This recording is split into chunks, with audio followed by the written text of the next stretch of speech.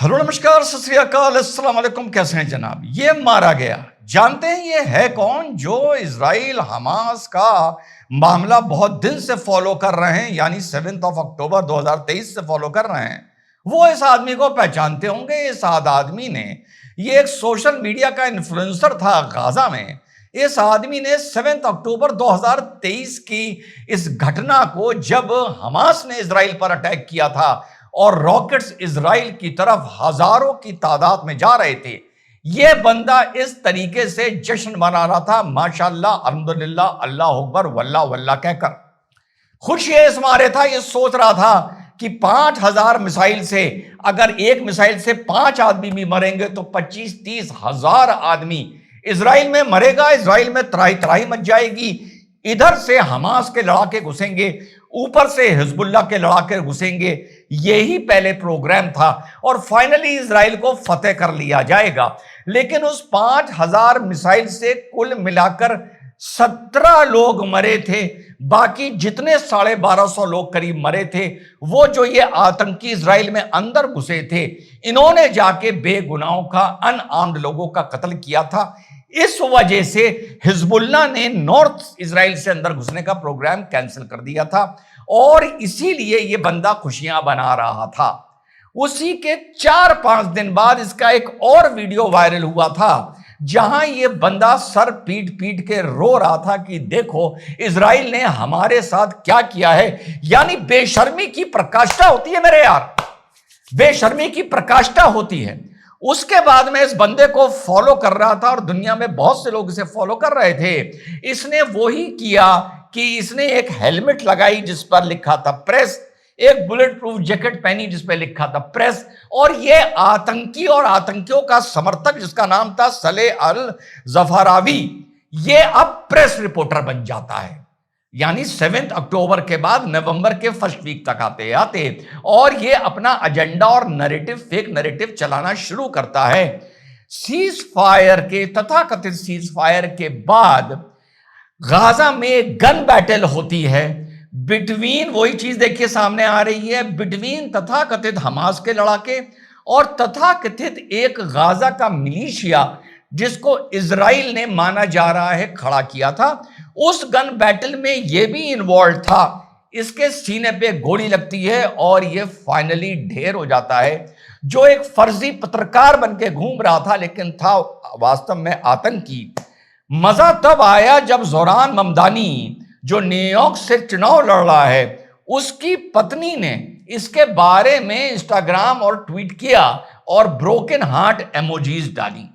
इसके साथ साथ एक और खबर है कि एक नेपाल का बंदा बिपिन जोशी, फाइनली यह पता चला है कि इसको हमास ने मार दिया था और इसकी बॉडी भी इजराइल को लौटा दी गई है। साथियों, अब देखते हैं कि फाइनली इस तमाशे में चल क्या रहा है। चल ये रहा है कि जब इजराइल की फोर्सेस फेज 1 के लिए पूरे गाजा को छोड़ के थोड़ा इजराइल की तरफ विड्रॉ करती हैं, लगभग आधा गाजा खाली कर देती हैं और येलो लाइन तक आ जाती हैं, तो वहां पर बहुत से गाजा के लोग उस लाइन को क्रॉस करते हैं, तो इजराइल फिर उन पर गोली चलाता है और 15-20 लोगों के साथियों मारे जाने की खबर है।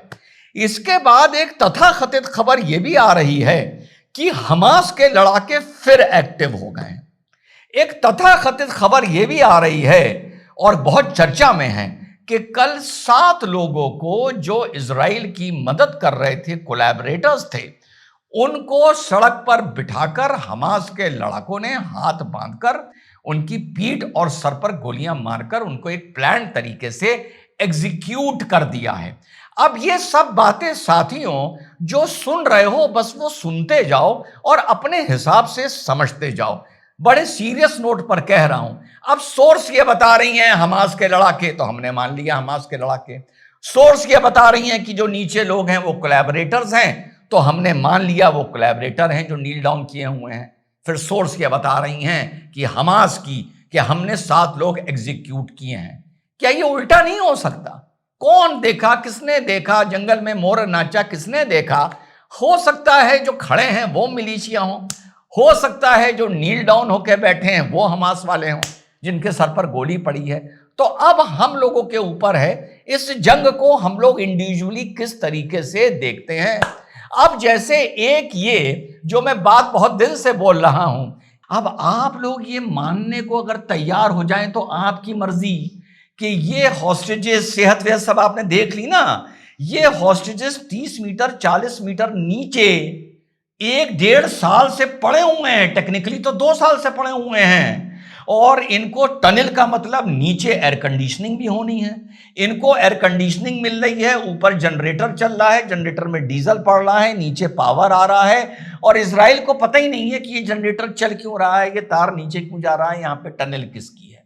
किसी डॉक्टर से पूछ लेना कि 2 साल जब आदमी की स्किन पर 2 साल धूप नहीं लगेगी तो चेहरा पीला हो जाएगा, खाल और मांस, हाडी मांस लटक के गल के खत्म हो जाएगा। अब मुझे ये ना बताना कि हमास रोज सुबह बीच पर इन सबको योगा और जॉगिंग कराने के लिए ले जाता था। मजे की बात यह है कि डेड बॉडीज भी प्रिजर्व करी गई हैं कि भैया यहां पे डीप फ्रीजर में डेड बॉडीज प्रिजर्व करो, जिनका जनरेटर पॉइंट पकड़िएगा 2 साल से चल रहा है कि बॉडी अभी तक प्रिजर्व्ड है, खराब नहीं हुई है, कि बाद में इजराइल मांगेगा तो हम ये बॉडीज लौटाएंगे। ये बात दुनिया मांगने, ये बात रिजवान अहमद नहीं मानेगा। एक ये हॉस्टेज छूट के आया है, माशाल्लाह भाई साहब, फिटनेस देखिए, मसल फाइबर देखिए। मुझे ये हमास की एथलेटिक टीम या वहां की फुटबॉल टीम का कोई खिलाड़ी लग रहा है, और जाहिर सी बात है कि इसको गाजा की बीच पर जॉगिंग तो कराई नहीं गई होगी, इसको कार्डियो एक्सरसाइजेस और एरोबिक्स तो कराई नहीं गई होंगी, जाहिर बात है ना। तो साहब अब हमें यह समझाया जा रहा है कि यह बंदा लगभग 2 साल बाद टनल के नीचे से निकल कर आया है, जिसका फिटनेस लेवल ये है। ये भी हो सकता है ये हॉस्टेज वाकई टनल के नीचे हो। अगर आप लोग मानना चाहते हैं और डॉक्टर्स मानना चाहते हैं कि 20 महीने जनरेटर चलता रहा और बिना धूप के ये अंदर रहता रहा, और ये भी हो सकता है कि जिस मिलिशिया की बात आ रही है कि इजराइल का सपोर्टिंग एक मिलिशिया अब अंदर हमास से लड़ रहा है, हो सकता है उसके ये सेफ कब्जे में हो और किसी वजह से होस्टेजेस की रिलीज डिले करी जा रही हो कि अच्छी तरह पहले गाजा की टनल्स डिस्ट्रॉय कर लो और बिल्डिंग्स को बिल्कुल राख का साथियों ढेर बना दो। तो अब जो चीज सामने है वो किसी को कुछ समझ में नहीं आ रहा। डोनाल्ड ट्रंप से जब पूछा गया कि साहब हमास हथियार कब डालेगा, तो कल तक पीस की बात करने वाला आज क्या बोल रहा है? We have told them we want to disarm, and they will disarm, and if they don't disarm, we will disarm them, and it'll happen quickly and perhaps violently. But they will disarm. Do you understand me? Yes. तो कुल मिला के साथियों स्थिति यह है कि अब मैं अपने हिसाब से सोच रहा हूं, आप अपने हिसाब से सोचिए। एंड रिजल्ट यह है कि फाइनली जो हॉस्टेजेस बचे थे, जिसमें एक का आप सैंपल देख चुके हैं कि माशाल्लाह किसी एथलेटिक्स टीम का वो कप्तान या रनर लग रहा है, और ये सारे अब वापस आ गए हैं। और हमास ने बॉडीज को भी 1.5 साल 2 साल रेफ्रिजरेटेड वैन्स में या रेफ्रिजरेटेड कंटेनर्स में फ्रीज करके रखा था, प्रिजर्व करके रखा था कि बाद में जब कभी हमारा इजराइल से पैक्ट होगा तो हम इन बॉडीज को इजराइल को लौटाएंगे।